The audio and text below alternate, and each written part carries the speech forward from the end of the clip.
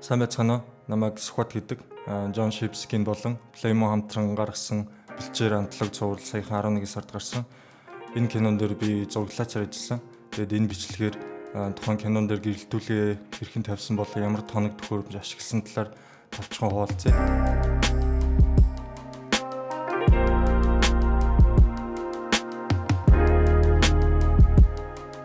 Энэ цуврал кинон дээр бид Ariгийн Alexa Classic камерыг сонгосон. Бодын дангаараа 6.7 кг. Ерөнхийдөө нэлийн хүнд камер. Зарим тохиолдолд хүнд камер сул талтай байдаг бол энэ прожектор бидэнд ямар нэгэн хүндрэл учраагүй. Харин ч хүнд болохоор handheld shot-нуудын хөдөлгөөн илүү гоё байсан юм шиг санагдсан.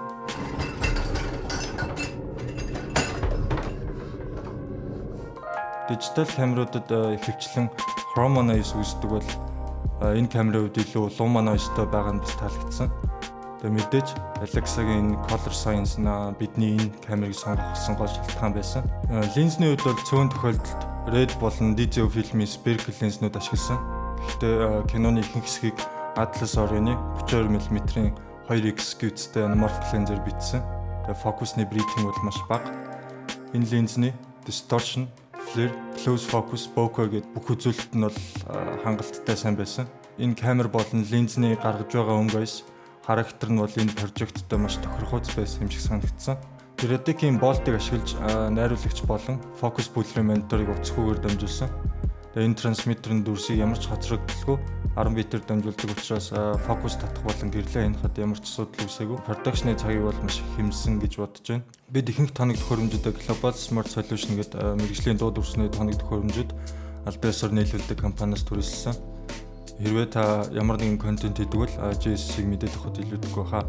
Description хэсэгт оруулсан линкээр орж дэлгэрэнгүй мэдээллийг аваарай. Тэгээл би сэрдэг. Энэ зүйлийг ер нь хэр давтамжтай зөвдөлж байна.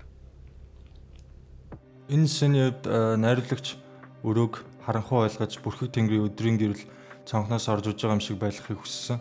Бүрхэг өдрийн гэрэл нэлээд софт байдаг. Тийм болохоор гаднаас Aperture-ийн 600-ыг урдаас хэлэгтэйгээр тавьсан. Энэ гэрлийг ашиглахгүйгээр байгалийн гэрэл ашиглаж болох байсан ч ингэж гэрэл тавьснаар өрөөний бүх гэрлийн хүч болон white balance-ыг хооронд нь тохируулахад илүү амар байсан. Keylight-аар Amaran 100-ыг softbox-та цонхноос ирж байгаа гэрлийг зөвтгөж тавьсан. Урдаа grid-тэй байгаа шалтгаан бол мэдээж гэрлийг илүү чиглэлээр тусгаж зөвхөн царайн дээр тусгах зорилготой. Тэгээ өрөөний харанхуй хэсэгт баг зэрэг мэдээлэл өгөхийн тулд Ariгийн L7-ыг таазруу тусгасан. Room tone гэж нэрлэдэг. Над талын хэсгийг сүдэртэй байлгахын тулд камерны талаас negative fill тавьсан. Rim light-аар power tube-ийн 6 seg grid-тэйгээр тавьсан. Энэ close-up shot-наас харуул энэ rim light ингэчинг ард талын харанхуй ханаас илүү салгаж өгч байгаа нь харагдаж байна.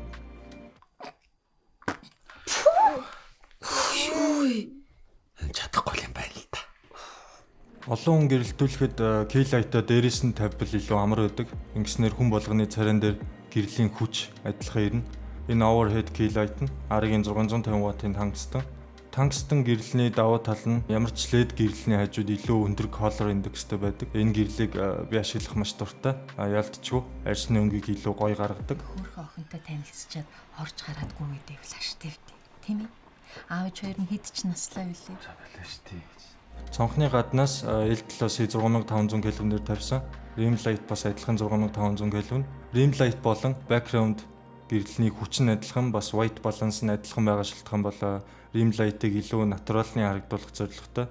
Хэрвээ цонхон дээр ямар нэгэн гэрэл байхгүйсэн бол rim light нь нэлээд хэмэл харагдах байсан байх. Жишээлбэл хальт харуул энд байгаа өрөөний гэрэл дооёох төр ирж байгаа юм шиг харагдаж байгаа бол бараг л ирэхгүй байгаа. Keylight нь энд тустай байгаа. Хэрвээ энэ өрөөний гэрэл байхгүй байсан бол үзэж байгаа хүнд яг эндээсээ студийн гэрэл тавьсан юм шиг мэдрэгдэнэ. Энийг motivated lighting гэж нэрлэдэг. Энд харагдаж байгаа гэрлийг дүрсэнд баг зэрэг өнгөний контраст өгөхийн тулд тавьсан.